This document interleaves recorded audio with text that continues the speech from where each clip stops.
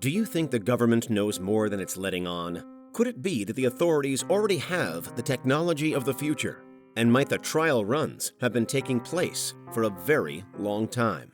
This is Unveiled, and today we're taking a closer look at the truth and legend surrounding the CIA and experiments with time travel. Do you need the big questions answered? Are you constantly curious? Then why not subscribe to Unveiled for more clips like this one, and ring the bell for more thought-provoking content. The CIA.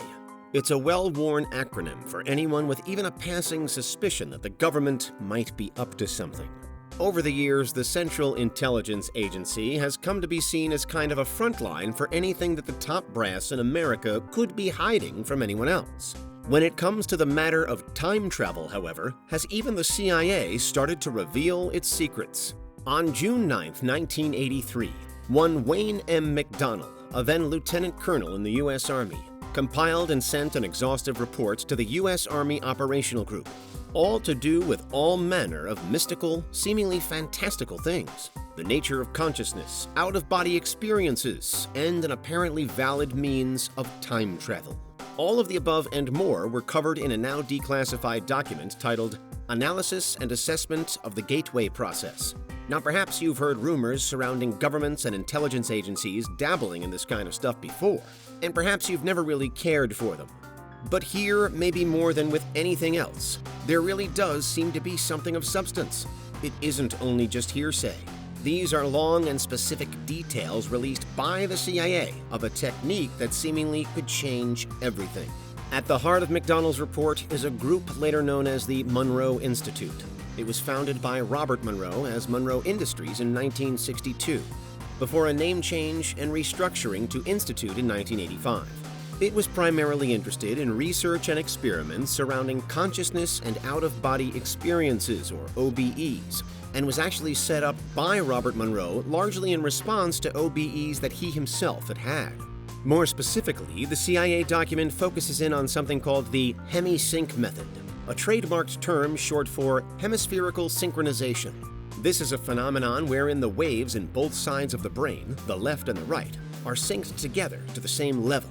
According to the Monroe Institute, Hemi-Sync can be achieved via carefully cultivating binaural beats, which are sounds created by playing separate beats into the left and right ears of a person. The binaural beats then serve to sharpen brain function, and when it's done right, to sharpen function to the point that one might achieve an altered state of consciousness. In a nutshell, that is what Wayne McDonnell is reporting back on in his now declassified CIA correspondence. But while skeptics might immediately write the entire thing off as some good old-fashioned mumbo-jumbo, what's incredible is that that's not what McDonnell himself does. In fact, it seems that he and the U.S. authorities at the time were really quite convinced by it. McDonnell begins his report by taking his superiors through things that Hemi-Sync might be considered similar to, although it is different. These are hypnosis, transcendental meditation, and biofeedback, a somewhat controversial mind-body therapy claimed to enable participants to wield control over their own physiological experiences, such as self-blocking pain. It's explained that all of the above are believed to work via various versions of compromise or channeling between the left and right sides of the brain, with one side suppressing the other or encouraging it into a heightened state. It's then told how the gateway process and Hemi-Sync differ, however, as it's all about reaching a kind of equilibrium. McDonnell quotes the Monroe Institute trainer Melissa Jagger, summarizing it as, quote, a state of consciousness defined when the EEG patterns of both hemispheres are simultaneously equal in amplitude and frequency, end quote. At that point, McDonnell writes that a person's consciousness may be altered, quote, moving it outside the physical sphere so as to ultimately escape even the restrictions of time and space, end quote. In short, achieve Hemi-Sync, and you could become so much more than just your physical self. The CIA report appears to directly suggest that human beings are not, in fact, shackled to merely the time or place that their waking bodies inhibit. This is the classic out-of-body experience, but the potential is seemingly limitless. According to the Monroe Institute, you can reach this higher level of understanding purely by listening to purpose-built audio recordings, delivering those binaural beats discussed earlier and created by the Institute itself.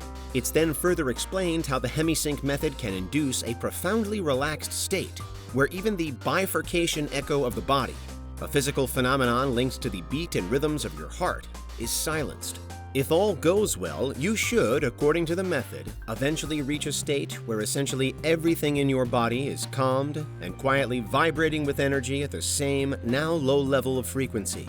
Your circulatory system, your skeleton, all of your organs. It's as though they've all followed your brain into the same altered condition. And here's where things get really weird.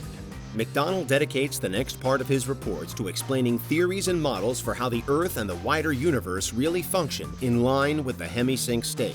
He writes how a properly hemispherically synchronized brain should ultimately tap into the same vibrating levels of the energy and matter of its surrounding environment, in our case, of the Earth.